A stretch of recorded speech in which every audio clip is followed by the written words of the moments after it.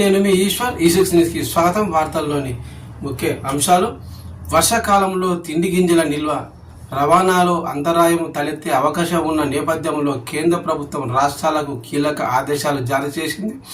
June నుంచి మొదలయ్యే వర్షాకాలం వరదల వంటివి రాష్ట్రాలకు అడ్డంకులుగా మారవచ్చునని అంచనాల నేపథ్యంలో అన్ని రాష్ట్రాలు, కేంద్ర పాలిత ప్రాంతాలు జాతీయ ఆహార భద్రతా చట్టం కింద ఆగస్టు 2025 వరకు అవసరమైన ధాన్యాలను ముందస్తుగానే లిఫ్టింగ్ చేసి పంపిణీ చేయాలని స్పష్టం చేసింది.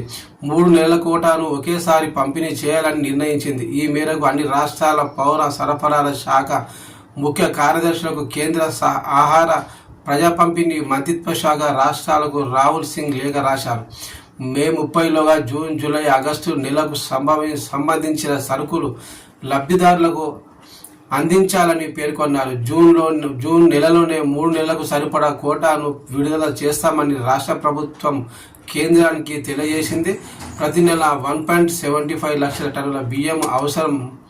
రాష్ట్రంలో సన్న బియ్యం పంపిణీ చేస్తున్న కారణంగా గోడౌన్ల నుంచి సన్న బియ్యం నిల్వలను సమీకరించి వచ్చే నెలలో 3 నెలల రేషన్ కోటాను విడుదల చేసేందుకు పౌర సరఫరాల శాఖ సన్నాహాలు చేస్తున్నది.